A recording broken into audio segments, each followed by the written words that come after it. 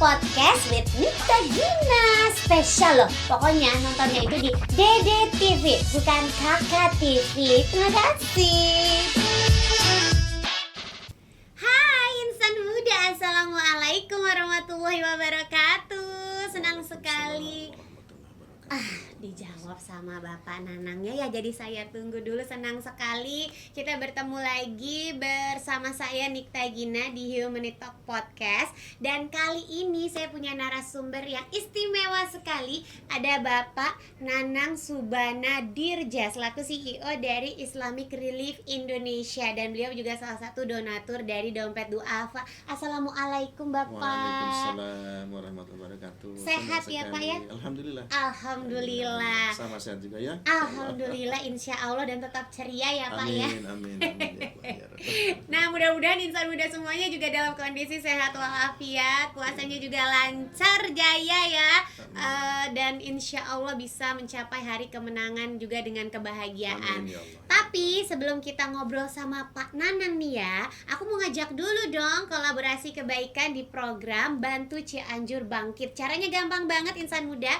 Langsung aja lihat nomor rekening yang ada di bawah ini, atau scan QR code yang ada di layar, atau bisa lewat kanal digital.dompetduafa.org/donasi/gempa Cianjur. Oke, baik, kalau gitu kita langsung ngobrol ya sama narasumber yang luar biasa ini. Ada Bapak Nanang. Bapak Nanang ini seperti tadi saya bilang bahwa beliau adalah CEO dari Islamic Relief Indonesia. Mungkin nanti teman-teman insan muda ada yang bertanya, apa itu Islamic Relief Indonesia? Nah, kita ngobrol nih sekarang. Pak Nanang sekarang aktivitasnya sebagai CEO aja atau ada SJ-an lain? Asik, SJ side job. Ada aktivitas lain nih Pak? Alhamdulillah sekarang saya fokus di Islamic Relief begitu. Islamic Relief. Tidak ada pekerjaan yang lain karena ini memerlukan kerja yang fokus ya. Oh, Sebagai CEO saya harus betul-betul menjaga marwah organisasi ini ya, agar tetap berjalan dengan nilai-nilainya begitu, dan aktivitasnya insya Allah berjalan dengan lancar dan baik. amin Begitu. ya Rabbal Alamin. Tapi kalau sebelum kita ngobrolin Islamic Relief Indonesia lebih jauh ya Pak ya, ini Islamic Relief Indonesia itu sebenarnya lembaga apa Pak? Jadi Islamic Relief Indonesia ini adalah sebuah lembaga filantropi ya, Iya. lembaga LSM lah kalau kita biasa bicara ya. Ya. Lembaga swadaya masyarakat. Ya. Namun dia berafiliasi dengan lembaga swadaya masyarakat yang ada di kantor pusat kami. Kebetulan kantor pusatnya di Birmingham, Inggris begitu. Keren, luar biasa. Biasa ya, Mbak. Iya benar. Nah, itu yang jadi pertanyaan Pak. Kan ini tuh pertama kali berdirinya Islamic Relief itu kan tahun 84 ya. Iya betul. Berarti ini umurnya 38 tahun karena sesuai sama tahun Sama kelahiran dengan saya. usianya. Iya, benar. Berarti ketika saya lahir, Islamic Relief juga lahir ya Pak ya. Nah, kenapa kok pertama kali berdirinya tuh di Inggris? Jadi kalau mengingat sejarah ya, apa yang disampaikan oleh para senior dan mentor saya di Inggris itu, Iya, jadi lembaga ini didirikan atas concern, iya. atas keprihatinan pendiri kami, yaitu Dr. Hani Albana, Ya. yang beliau kebangsaan Inggris tapi tinggal di Birmingham, UK. Oh, Beliau sedang melakukan trip atau perjalanan bisnis, perjalanan kedokteran lah begitu ya, iya. ke mana? Ke Sudan. Oke. Tapi pada tahun 1984 itu mungkin Mbak Gina nggak ingat ya karena baru lahir gitu Iya ya. betul, baru sampai ke muka bumi ya Iya, Pak. terutama generasi-generasi sebelumnya. Iya. Tahun itu adalah tahun tragedi kemanusiaan karena terjadi kelaparan hebat di Afrika. Ethiopia yang sangat kita dengar gitu ya. Iya, iya, Dr. Hani ini ke Sudan. Ternyata di Sudan pun sama begitu di sana. Akhirnya ketika dia berkunjung ke Sudan itu terjadi kelaparan, kemudian timbul rasa kemanusiaannya. Oke. Lalu kemudian ketika pulang dia berkumpul dengan keluarganya, kita harus membuat sebuah gerakan begitu ya, gerakan kemanusiaan yang bisa menjawab tantangan yang ada di lapangan, yang ada di Sudan itu. Akhirnya berkumpul dengan keluarga dan kemudian berkumpul juga dengan teman-teman seprofesinya, para dokter gitu ya. Akhirnya diputuskanlah untuk dirikan lembaga yang namanya Islamic Relief Indonesia. Jadi awalnya itu bagaimana merespon atau menanggapi tragedi kemanusiaan dalam bentuk kelaparan begitu. gitu. Oh, jadi Itu awalnya begitu. pendirinya kenapa pertama kali berdirinya di Inggris karena pendirinya adalah seorang dokter berkebangsaan Inggris, Inggris, gitu. ya Bule betul. ya berarti Pak. Bule, ya Bule betul. tapi Bule Muslim tapi gitu. Muslim, ya Oh. betul. Bule tapi Muslim. Ya. Pertanyaan yang sungguh tidak berbobot ya, bule ya. Nah, tapi kan berarti itu ibaratnya si Islamic Relief ini Pak didirikan di negara yang mayoritas penduduknya kan non Muslim ya. Benar. Apa benar, nggak begitu. banyak banget itu tantangannya, rintangannya? Tentunya memang tantangan ada ya. Bagaimana mensosialisasikan lembaga ini kepada masyarakat luas ya begitu. Nah tentunya memang konstituen pertama kali adalah para Muslim di sana, Iya. gitu ya. Muslim di Inggris kebetulan lumayan banyak Mbak Gina. Oh, Saya sempat menghabiskan waktu bulan Ramadan di sana begitu ya. iya. Itu komunitas Muslimnya banyak, ada satu jalan yang di sana Muslim semua gitu Ih, kan, Masya ya. Allah. Jadi tentunya awal-awal adalah dengan sesama Muslim gitu Iya. kan ya. Karena brandnya kan Islamic Relief. Iya. Tapi karena Islamic Relief adalah sebuah lembaga swadaya masyarakat internasional yang mengadopsi ataupun menerima dan melaksanakan prinsip-prinsip kemanusiaan internasional, Iya. maka dia harus bersifat non gitu ya. Jadi kayak Bukan global aja global, gitu ya Pak ya. Jadi bukan Oh. hanya sekedar, bukan hanya Islam saja. Oleh karena itu Islamic Relief memiliki atau signatory atau pendatangan gitu ya, sebagai organisasi yang mematuhi prinsip-prinsip kemanusiaan. Salah satu adalah Oke. humanitarian, Iya. yaitu bahwa kalau ada bencana Iya. maka kita harus melakukan aksi-aksi kemanusiaan. Oke. Pertama kali harus kita lakukan itu. Kemudian kedua, impartiality. Nah, impartiality ini adalah bahwa kita ketika memberikan bantuan kemanusiaan Iya. itu tidak harus fokus kepada satu golongan. Oke, nggak Satu muslim umat. aja. Nggak mesti muslim gitu aja ya. Oke. begitu ya. Jadi Siapapun yang siapapun membutuhkan. yang membutuhkan begitu harus kita Bantu. begitu ya. Hal ini terinspirasi dari pendiri kemanusiaan di dunia, yaitu Henry Dunant. Ya, itu Henry Dunant itu semasa Perang Dunia Pertama, itu sejarahnya ya Mbak Gina. Ya.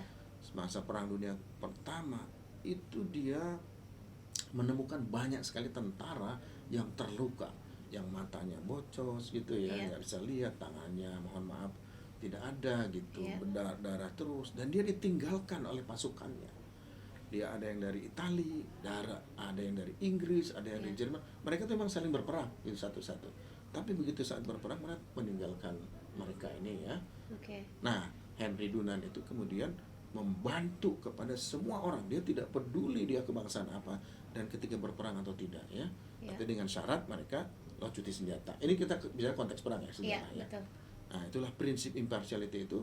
Anda kelompok A, Anda kelompok B, Anda kelompok C, sepanjang Anda butuh Bantuan kita membutuhkan berikan. kita berikan. Termasuk juga Oh. kita tidak akan tanya agamanya apa, Iya, bangsanya apa gitu. Kalau Anda butuh air, butuh dijeksi, katakanlah kita terluka, Iya. ya dijeksi karena di dokter. Kalau dokternya hebat. Iya benar. Kita Iya. agama lu apa? Islam. Oke. Kalau agama lu apa? Bukan Islam. Sorry, bye bye. Gak Oh, mungkin no. gitu ya Pak ya. Iya, Oh kan iya gitu, benar. iya, iya. Makanya akhirnya Islamic Relief ini berkembang pesat, bahkan nggak hanya di Inggris aja akhirnya ya Pak ya. Betul, betul. Ada di beberapa negara sekarang ya Ya, Pak. sekarang kita ada di 40 negara, Mbak Gina. Wow, Masya Ya, Allah. itulah sejak tahun 1984 Ya. diawali di Inggris ya. Iya. Tapi karena prinsip-prinsip tadi ya, Ya. kita membantu mereka yang mengalami krisis kemanusiaan ya. Ya. Maka kemudian dan juga prinsip impartiality itu ya, kita bisa bekerja di beberapa negara ya, hampir di Iya. 40 negara tersebut, di 40 negara tersebut gitu. Salah Jadi satu ada di mana tuh Pak? Amerika, kita ada kantor Oh, di oke. Amerika, Islamic Relief Amerika, kemudian Islamic Relief Belanda, Islamic Relief UK tentunya ya, Oke. Islamic Relief Jerman, Islamic Australia di sini, di Malaysia ada tetangga Oh, kita Islamic iya. Relief Malaysia, ada juga di Bosnia, ya, Iya, Islamic Masya Allah. ada juga di Serbia, ada juga di belahan Afrika gitu. Wow. Nah, kalau di Asia ada 10 ya, Indonesia, Pakistan, Bangladesh, kemudian Yaman gitu kan ya, Lebanon, Palestina ya. Di Timur Ada. Tengah situ ya Timur Pak ya. Tengah ada ya, kawasan Asia. Ih, gitu. Masya Allah luar biasa. Total udah ada di 40 negara. Betul. Berarti bisa dibilang visi misi dari Islamic Relief itu yang tadi Pak imparsial dan menolong untuk kemanusiaan. Iya atau- betul. Jadi Persisnya ada 4 ya. Oke. Satu humanitarian, Ya. bahwa kita harus menolong orang lain ya, Ya. dengan tujuan untuk misi kemanusiaan.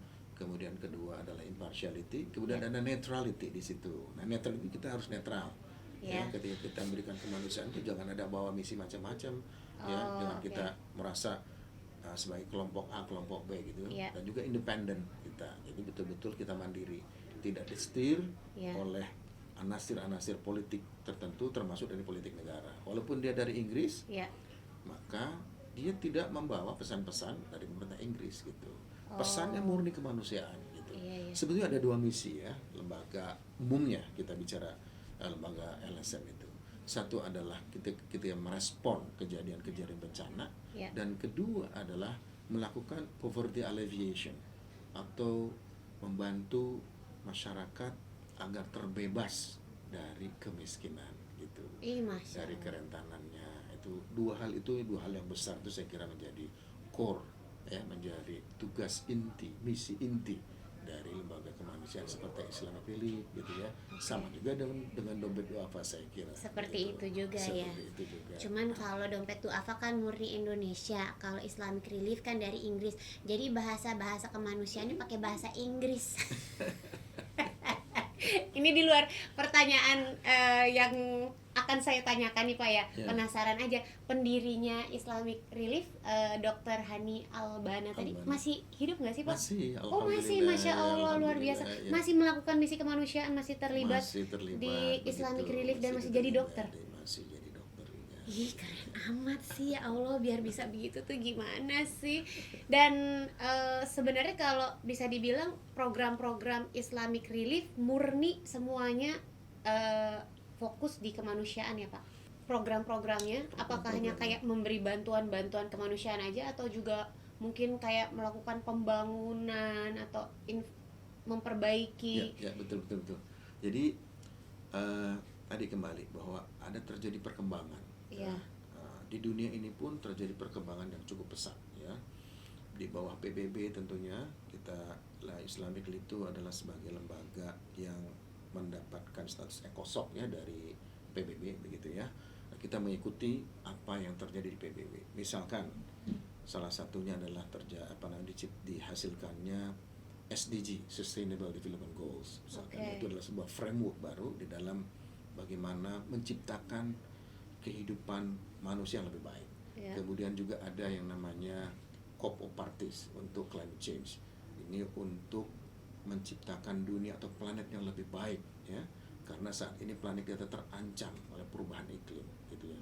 Kemudian ada lagi yang namanya framework untuk DRR, Disaster Risk Reduction atau pengurangan risiko bencana. Nah, 3 framework itu ya di dunia itu diadopsi oleh negara dan termasuk juga oleh LSM seperti Islamic Relief.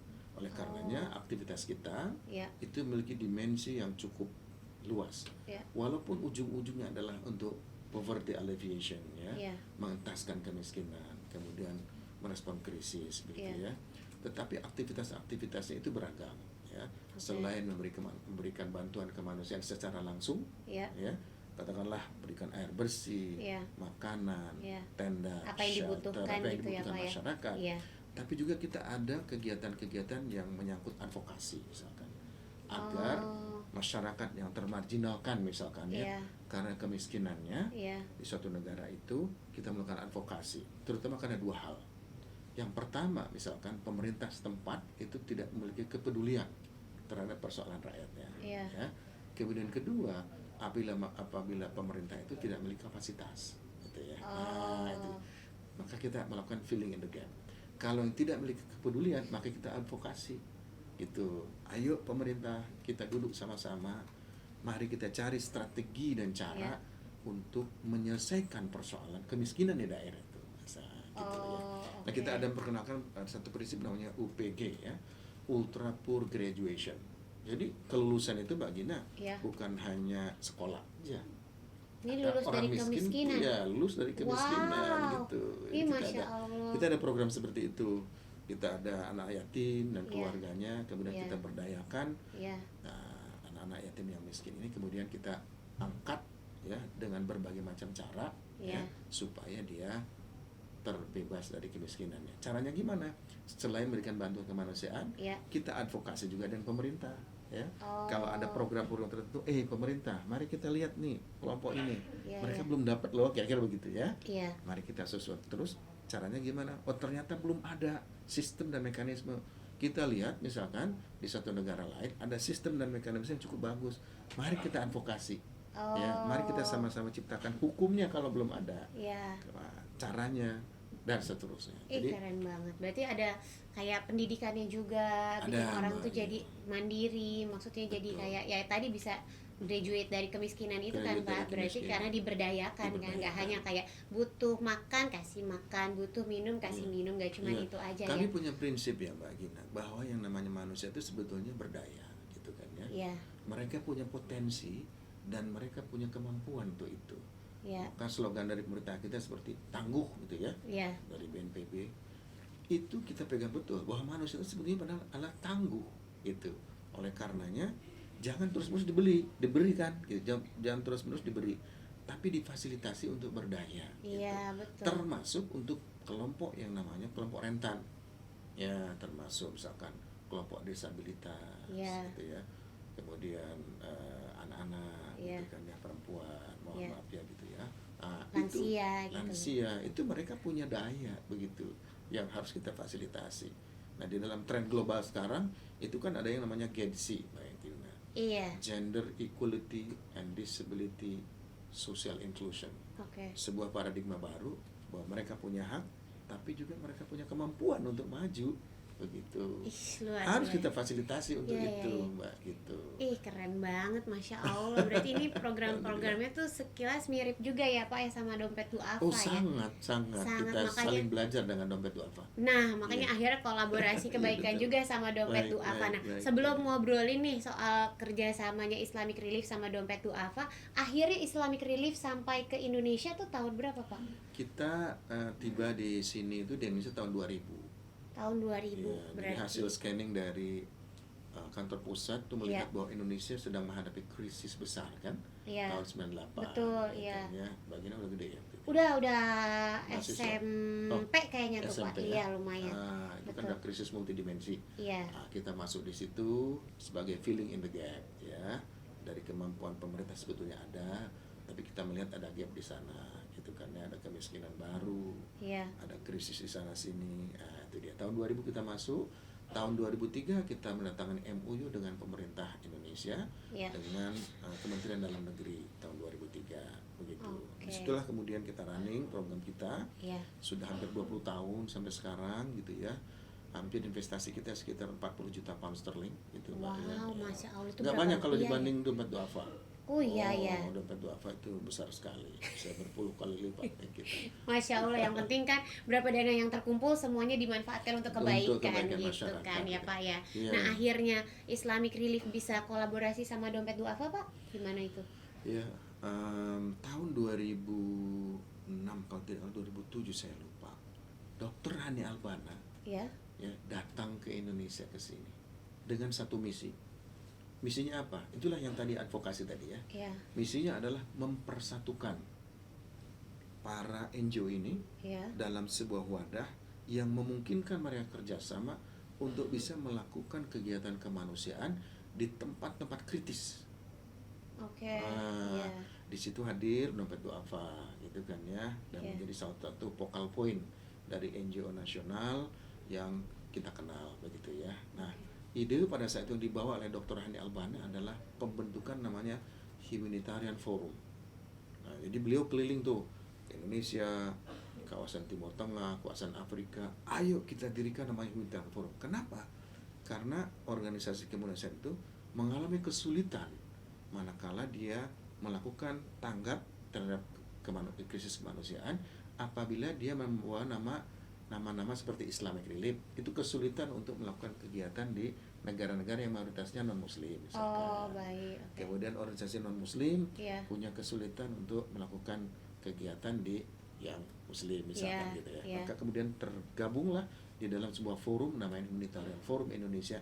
Dompet Duafa adalah lead-nya gitu. Wow, Masya Allah luar Iya, biasa. di situ ya. Jadi saya kenal dengan Dompet Duafa di situ ya.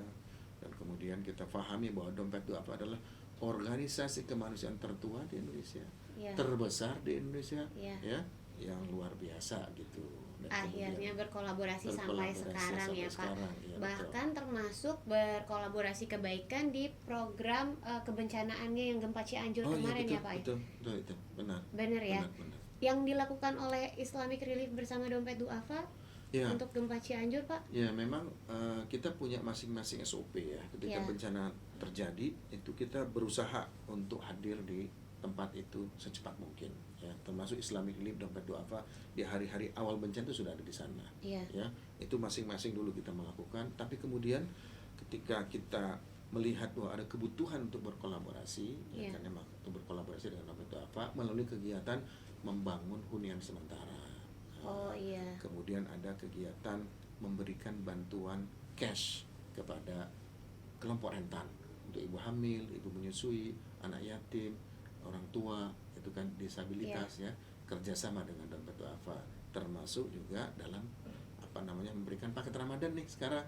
Gitu. Jadi sekarang Iya, sedang iya. berlangsung pemberian paket Ramadan gitu. Jadi ada 3 program di sana yang lumayan cukup besar lah begitu. Ih, Masya Bersama Allah. Dompet Duafa.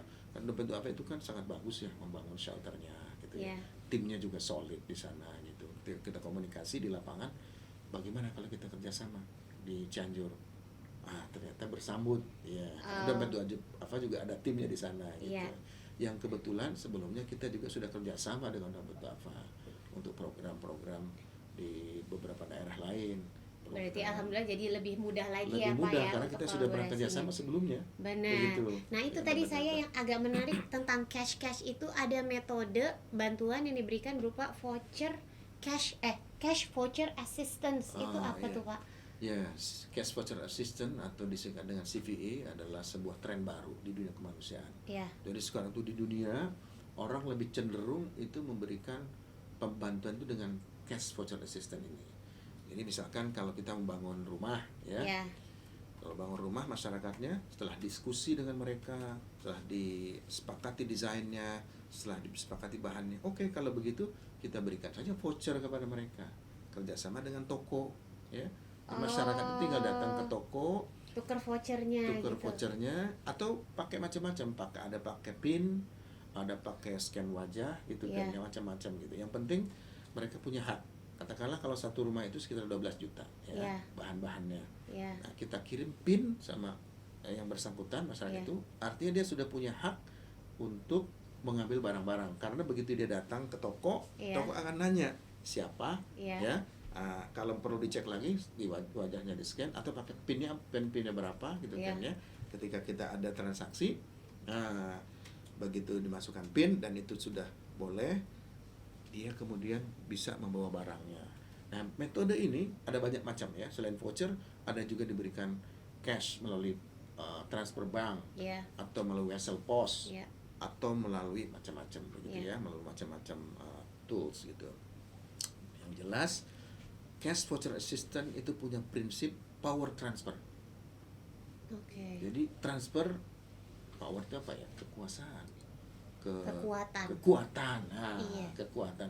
Kalau sebelumnya NGO itu datang membawa bantuan, LSM Iya. membawa bantuan, itu bawa barang-barang kan? Repot ya Pak ya. Repot Iya. satunya, repot. Dan belum tentu juga sesuai. Iya Ada benar. banyak cerita, ini saya nggak butuh pampers, saya nggak punya anak kecil. Iya betul. Ini betul. saya nggak butuh ini, sekarang sudah ada, seperti itu, ya Oke. kan ya. Itu dulu. Nah sekarang itu dengan CVA, dengan uang yang diberikan, Iya. tapi kita kerjasama dengan toko, diberikan kebebasan kepada mereka untuk Butuhnya memilih. apa gitu Butuhnya ya? apa gitu. Oh. Kemarin itu dengan Dompet Duafa, saya lihat di foto-fotonya itu laporannya, ada yang beli lemari, ada yang beli kompor, ada yang beli kasur, ada juga beli pampers macam-macam. Itu mungkin tidak kurang dari 700 barang berbeda, Mbak, gitu. Wow, karena setiap orang mungkin kayak kebutuhan utamanya tuh berbeda-beda gitu ya Pak ya. gitu. Itu keunggulan dari cash voucher assistant. Jadi bantuan non tunai lah istilahnya, bantuan tunai atau non tunai gitu ya. Jadi mereka bisa punya kekuatan. Jadi kita transfer, tadinya kekuatan itu ada di NGO seperti Iya. kita. Iya. Oke, kita beli beras, beli ini setelah konsultasi memang ya. Iya. Tapi kan kita tidak mungkin konsultasi sampai 5 ribuan orang. Iya, Ini kerjasama betul. kita dengan dompet-dompet itu 8.000 kakak Wow, ya, Masya 8 ribuan Allah. kakak. 8.000 kakak, satu kakak isinya kalau 10 orang lumayan tuh Pak ya. Iya. Sampai 10 Nggak nyampe ya. 4,3 sekarang itu. Kebanyakan ya. Kalau BPS itu 4,3. Jadi kalau kita kita kasih power itu, kalau kita nggak kasih power, Iya. 8.000 orang kita tanya nggak mungkin kan, capek Iya, gitu capek kan. banget. Jadi nggak efisien Nggak waktu efisien juga ya waktu. Pak. Iya. Tapi kalau kita kasih itunya ya, uangnya ataupun juga dalam bentuk voucher, Iya. tinggal datang aja nih tokonya. Di sana tuh ada 21 toko kita di Cianjur itu. Jadi oke. mereka bisa datang ke toko pakaian, bisa datang ke toko kasur, bisa datang ke toko furnitur, macam-macam gitu. Ah, Nah, berarti- tapi yang jelas nilainya terbatas gitu kan.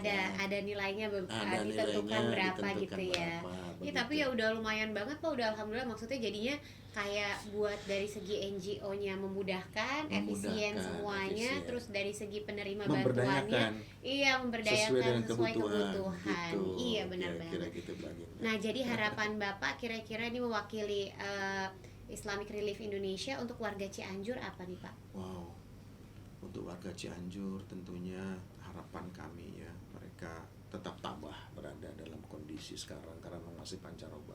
Iya. Kemudian ketangguhannya muncul dari mereka gitu, dan sudah muncul itu mereka ya. Ada yang bangun sendiri, membuka toko lagi, kemudian berusaha lagi gitu Iya. ya. Itu.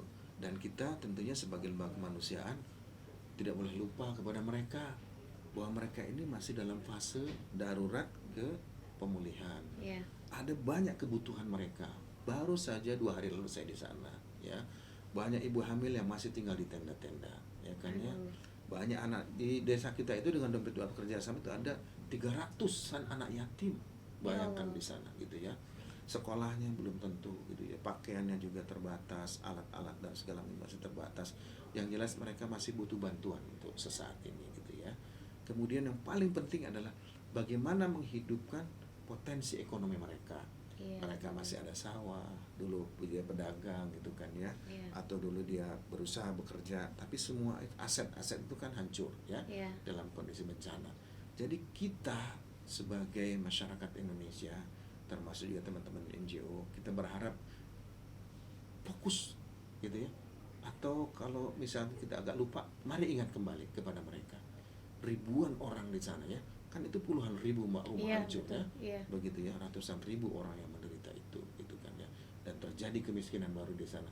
Mari kita kerja sama-sama gitu kan ya, donasikan kalau memang ada kelebihan dana ya kan ya, tunaikan zakat kita ya, Iya. baik melalui dompet duafa maupun lembaga-lembaga lainnya Iya. gitu ya, tunaikanlah itu karena insya Allah nanti setiap rupiah akan dipertanggungjawabkan oleh Iya. lembaga seperti dompet duafa dan lembaga-lembaga yang lainnya itu kan ya, dan insya Allah itu akan bermanfaat kepada mereka. Amin. Begitu. Dan yang paling penting kita akan jemput pahalanya di akhirat nanti. Amin ya Gitu. rabbal alamin. Apalagi sekarang juga momennya lagi momen yang bagus sekali ya Pak Betul, ya di bulan betul. suci Ramadan ini. Jadi Iya. kalau misalnya Ihsan Buddha mau zakat, infak, sedekah itu adalah saat yang tepat banget. Bukan berarti bulan-bulan lain nggak tepat, tapi Betul. maksudnya ini kan momen Ramadan juga saatnya untuk berbagi juga untuk sesama. Satu hal, Apa tuh Pak? biasanya kalau Ramadan gini menjelang Idul Fitri kan dapat THR tuh. Nah, eta bisa tuh dibagi-bagi jadi THR-nya